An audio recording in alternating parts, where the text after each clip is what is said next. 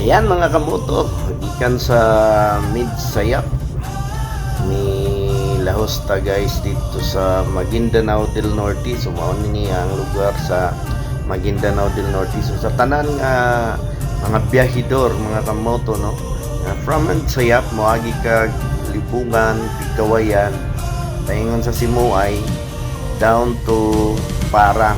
So pagabot mo Parang ano mo ang mga areas nga makuanan mo makaagi ka ni lugar guys mao ni ang Matanog no, under sa Maguindanao del Norte. So yan guys, so sa mga biyahidor sige na og agi diri walay problema ni diri when it comes to safety guys no. Pag umana to na abot ta diri dapita kini ang usa ka lugar diri ang probinsya sa Lanao del Sur no. After Maguindanao moagi ta diri sa province sa Lanao del Sur. So diri tong tong usa sa giingon nga nakadawat og mali-malitang paldo na kwarta guys. So kung tan-aw nimo ning dalan over 5 years na ko ginagi diri aning dapita. Mao paghihapon ni nahitabo aning dalana guys. Ang murag suba no mao ni ang gikuanan.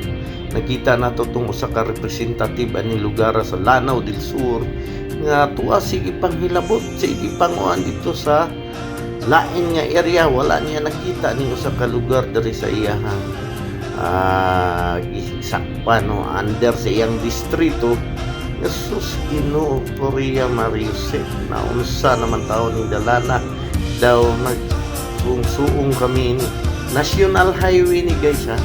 National Highway ni dari sa Lanao del Sur mao ning dalan nga nagpunit ikan kay Cotabato paingon og Pagadian City no, paingon og Dipulog, paingon og paingon dito dapit sa may tubod Lanao del Norte pwede ka dari magagi. So paingon po og may Iligan City.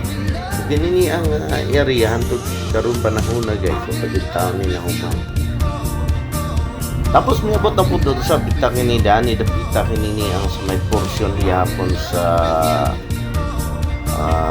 Balabagan. Yan. Under yapon ni sa Lanao del Sur. So kung makita nimo, kamulo na naigipan trabaho dari guys. Dagdag na yung mga dagko kayo nga ekwipo nga nakakuan dari.